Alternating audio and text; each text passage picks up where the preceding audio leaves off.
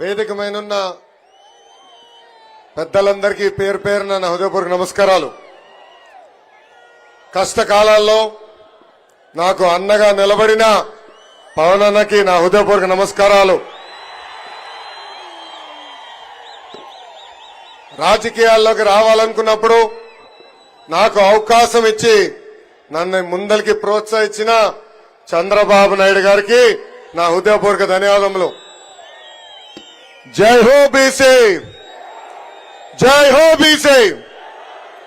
BC అంటేనే ఒక భరోసా, BC అంటే ఒక బాధ్యత, బీసీ అంటే ఒక భవిష్యత్తు, బీసీ అంటే ఒక భరోసా, బీసీ అంటే ఒక బాధ్యత, బీసీ అంటే ఒక భవిష్యత్తు. బీసీలు బలహీన వర్గాలు కాదు, బలమైన వర్గాలను చేసి చూపించిన ఘనత విశ్వవిఖ్యాత నట సార్వభౌమ స్వర్గశ్రీ నందమూరి తారక రామారావు గారిది. ఆనాడు ఎంతో మంది బీసీ కుర్రోళ్ళకి అవకాశం ఇచ్చి చిన్న వయసులో మంత్రి వర్గానికి తీసుకొచ్చిన ఘనత అన్న ఎన్టీఆర్ది. అంతేకాదు అన్న ఎన్టీఆర్ తర్వాత చంద్రబాబు నాయుడు గారు కూడా పెద్ద ఎత్తున ఆనాడు బీసీ సోదరుల్ని ప్రోత్సహించారు. అందుకే ఎప్పుడు లేని విధంగా ఇప్పుడు బీసీ సోదరులను ఉపకులాల వారిగా సాధికార సమితిలు ఏర్పాటు చేశాం. దానికి ఒక కన్వీనర్ ఏర్పాటు చేశాం. ఉపకులాల వారిగా బీసీ సోదరులు ఎదుర్కొంటున్న సమస్యలు నేరుగా తెలుసుకునే లక్ష్యంతో ఈ రోజు ఆ సంస్థలను ఏర్పాటు చేశాం.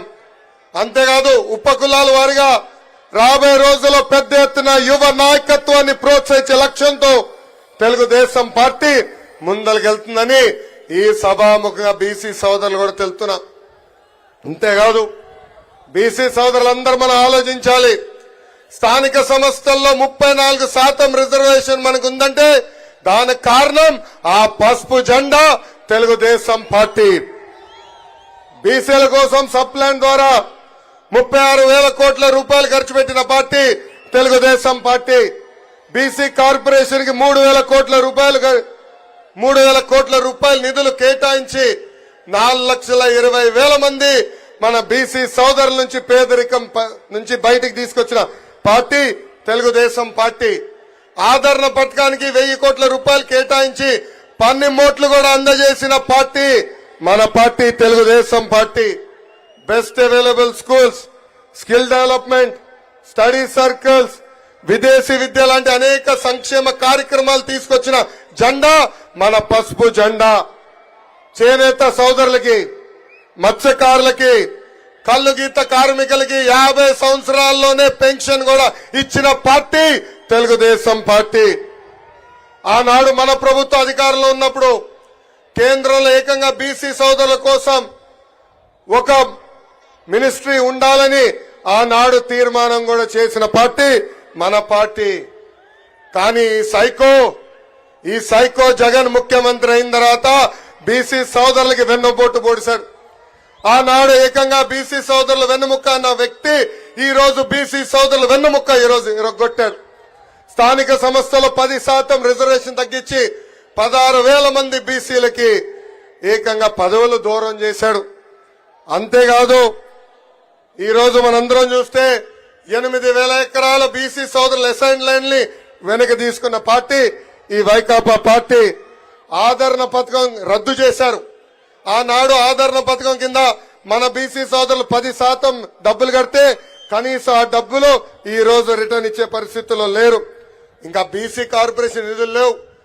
56 కార్పొరేషన్ ఏర్పాటు చేసిన చంకలు గుద్దుకున్న వ్యక్తులు ఈ రోజు ఏకంగా కార్పొరేషన్ చైర్మన్ కి కుర్చీ గాని టేబుల్ ఇచ్చే పరిస్థితిలో లేదు.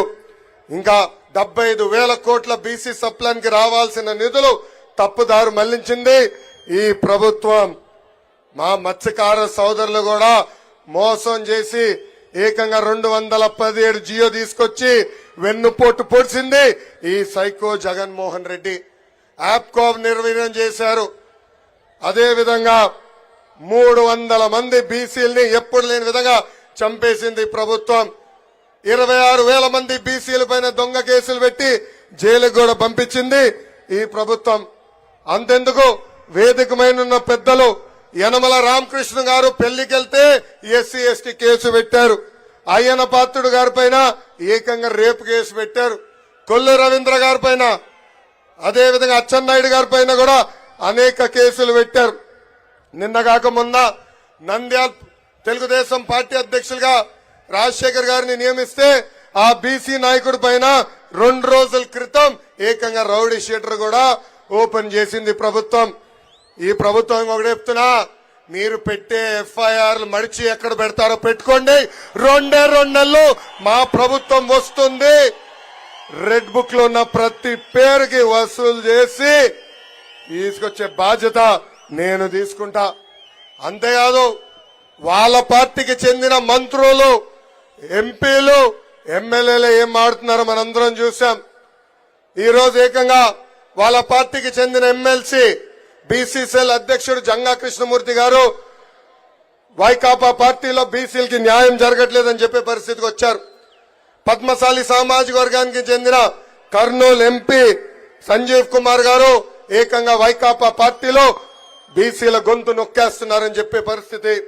ఇంకా పార్థసారథి గారు కూడా సీనియర్ నాయకుడు, మంత్రిగా చేసిన వ్యక్తి, అనేక సార్లు ఎమ్మెల్యేగా పనిచేసిన వ్యక్తి, కనీసం ఆయనకి అపాయింట్మెంట్ ఇచ్చే పరిస్థితిలో ఈ ప్రభుత్వం లేదంటే బీసీలంటే ఎంత చిన్న చూపో మనందరం ఒక్కసారి ఆలోచించాలా. అదే తెలుగుదేశం పార్టీలో బీసీ సోదరుల్ని ప్రోత్సహించాం. ఆనాడు ఆర్థిక శాఖ మంత్రిగా యనమల రామకృష్ణ గారు పనిచేశారు. కేంద్రంలో ఎర్రం నాయుడు గారు 2 సార్లు మంత్రిగా పనిచేశారు.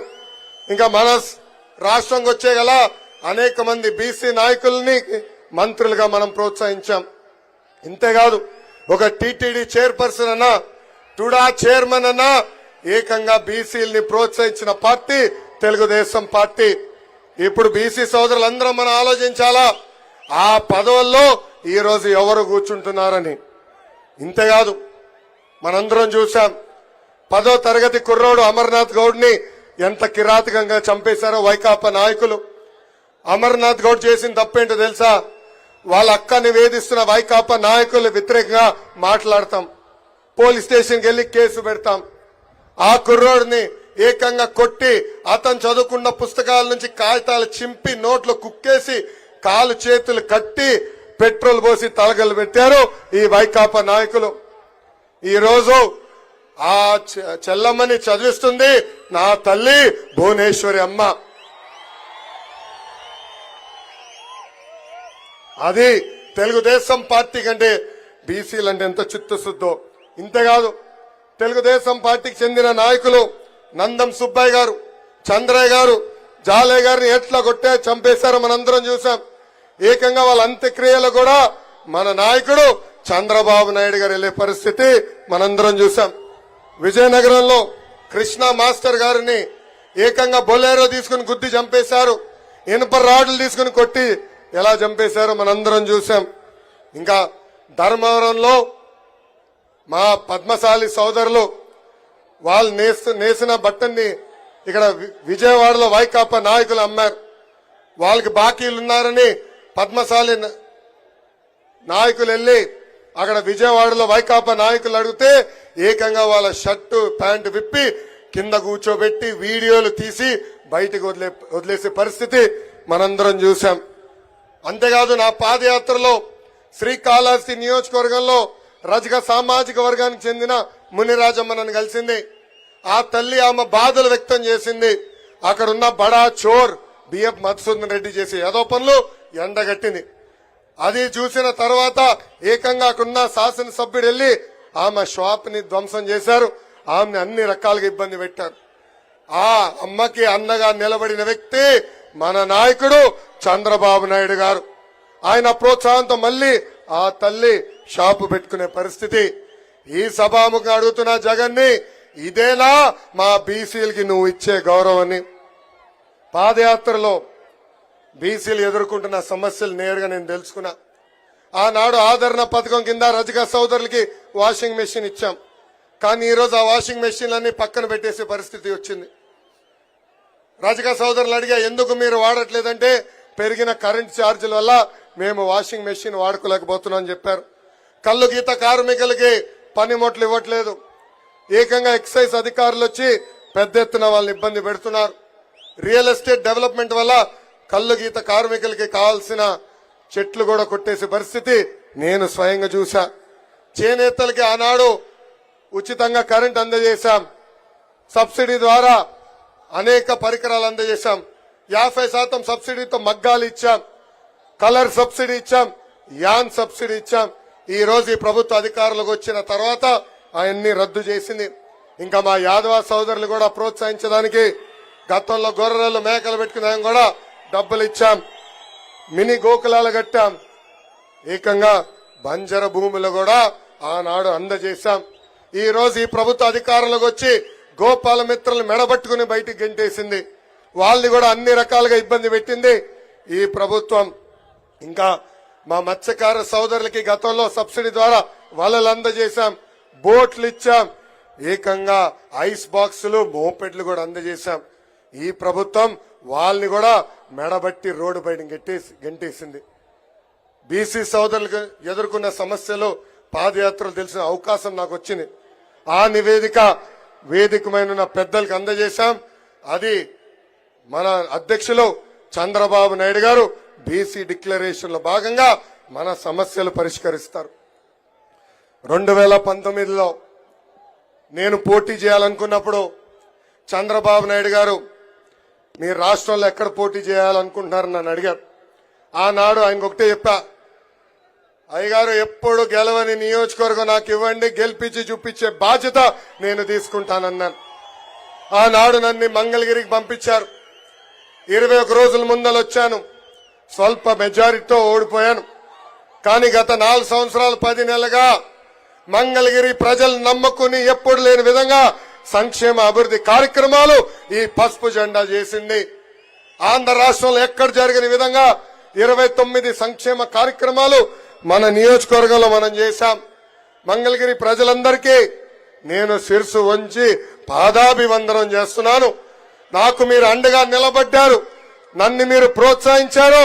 మీరు ముందరికి నడవండి, మీకు అండగా నిలబడతానని నాకు మీరు కొండంత బలం అందజేశారు. అందుకే ఈ సభాముఖంగా చంద్రబాబు నాయుడు గారు నేను కొన్ని మంగళగిరి ప్రజల తరపున కోరుతున్నా. మొదటిది, కొండపోరంబోకు ఫారెస్ట్ భూముల్లో, ఇరిగేషన్ భూముల్లో, ఎండోమెంట్ భూముల్లో, రైల్వే భూముల్లో దశాబ్దాలుగా మంగళగిరి ప్రజలు అక్కడ ఉంటున్నారు, ఇల్లు కట్టుకున్నారు. 1 తరం కాదు, 2 కాదు, 3 తరాలుగా అక్కడ ఉంటున్నారు. ఆ భూములన్నీ రెగ్యులరైజ్ చేయాల్సిన బాధ్యత మన పైన ఉంది సార్. రెండోది, మంగళగిరి నియోజకవర్గంలో ఉన్న నిరుపేద కుటుంబాల కోసం 20,000 ఇల్లు కూడా కట్టించాల్సిన బాధ్యత మన పైన ఉంది. మూడోది, పద్మశాలీలంటే చేనేతలు అనుకుంటాం, కానీ మంగళగిరి నియోజకవర్గంలో పెద్ద ఎత్తున పద్మశాలి సోదరులు స్వర్ణకారులుగా ఉన్నారు. వాళ్ళని ఆదుకునేదానికి ఒక ప్రత్యేక కార్పొరేషన్ కూడా ఏర్పాటు చేయవలసిందిగా పెద్దల్ని నేను కోరుతున్నాను. పెద్దల ఆదేశాల మేరకు మంగళగిరిలో మేము ఒక పైలట్ ప్రాజెక్ట్ చేశాం. టాటా సంస్థతో ఒప్పందం కుదుర్చుకున్నాం. ఏకంగా మగ్గాలపైన ఉన్న చేనేత సోదరుల ఆదాయం రెట్టింపు కూడా చేశాం. ఆ కాన్సెప్ట్ ని మంగళగిరిలోనే కాదు రాష్ట్ర వ్యాప్తంగా తీసుకెళ్లాలని ఈ సభాముఖ పెద్దలు కోరుతున్నా. అంతేకాకుండా 4వ హామీ, ఆనాడు అమరావతి మాస్టర్ ప్లాన్ లో ఇక్కడున్న రైతులు కొంతమంది భూముల్ని U1 జోన్ లో పెడతాం జరిగింది. దానివల్ల రైతులు కొన్ని ఇబ్బందులు ఎదుర్కొన్నారు. అది కూడా రద్దు చేయాలని ఈ సభాముఖంగా వేదికమైన చంద్రబాబు నాయుడు గారిని నేను కోరటం జరుగుతుంది. నాకు ఎక్కువ సమయం ఇవ్వలేదు, పెద్దలు మాట్లాడాల్సిన అవసరం ఉంది. కానీ చంద్రబాబు నాయుడు గారికి, పవన్ అన్నకి నేను ఒకటే హామీ ఇస్తున్నా, ఏ బాధ్యత అయితే నా పైన పెట్టారో, ఏ ఆస్తి అయితే నాకు మళ్ళీ మంగళగిరి అభ్యర్థిగా నాకు టికెట్ ప్రకటించారో, తప్పనిసరిగా ఏ మెజార్టీ అయితే నేను ఓడిపోయానో దాని పక్కన ఒక 0 పెట్టి 53,000 మెజార్టీతో గెలిచి ఈ సీటుని మీకు అప్పగించే బాధ్యత మేము తీసుకుంటాం. ఈ రోజు ఎక్కడ చూసా కుర్రోలు రోడ్డుపైకి ఎక్కారు. ఈ ప్రభుత్వ అధికారులకు వచ్చిన తర్వాత కార్యకర్తల పైన దొంగ కేసులు పెట్టారు, రౌడీ షీటర్లు ఓపెన్ చేశాడు, యాదవ సామాజిక వర్గానికి చెందిన మన నాయకుడిని చంపేశారు. అంతేకాదు ఇప్పుడు మళ్ళీ ఎమ్మెల్యే కరకట్ట కమలాసన్ ఉన్నాడు సార్. మాకు మళ్ళీ వచ్చాడు నటనకి, మాకు మాయ చేసాం, మళ్ళీ ప్రజల్ని మాయ చేసాం వచ్చాడు. మాకు 2 నెలల తర్వాత మాకు వదిలిపెట్టండి సార్, వాళ్ళని మేము వదిలిపెట్టము, వడ్డీతో సహా చెల్లించాల్సిన బాధ్యత మా అందరి పైన ఉంటుంది. గత 4 సంవత్సరాలు 10 నెలలుగా మమ్మల్ని అనగదొక్కారు, మమ్మల్ని ఇబ్బంది పెట్టారు. మంగళగిరి నియోజకవర్గానికి ఇచ్చిన అనేక హామీలు ముఖ్యమంత్రి నిలబెట్టుకోలేదు. తప్పనిసరిగా నేను శాసనసభ్యుడిగా ప్రమాణ స్వీకారం చేసిన మొదటి క్షణం నుంచి వాళ్ళు ఇచ్చిన హామీలు నిలబెట్టుకుందన్ని నిలబెట్టుకుంటానని ఈ సభాముఖంగా మీ అందరికీ తెలుపుకుంటూ, నాకు ఈ అవకాశం ఇచ్చిన మంగళగిరి ప్రజలకి, కార్యకర్తలకి, పవన్ అన్నకి, చంద్రబాబు నాయుడు గారికి, జనసేన పార్టీ నాయకులందరికీ పేరు పేరున నా హృదయపూర్వక ధన్యవాదాలు తెలుపుకుంటూ నేను సెలవు తీసుకుంటున్నాను. జోహార్ అన్న ఎన్టీఆర్, జోహార్ అన్న ఎన్టీఆర్. చంద్రబాబు నాయుడు గారి నాయకత్వం, చంద్రబాబు నాయుడు గారి నాయకత్వం, పవన్ అన్న నాయకత్వం, పవన్ అన్న నాయకత్వం. జై బాలయ్య, జై బాలయ్య, జై హింద్. జై లోకేష్.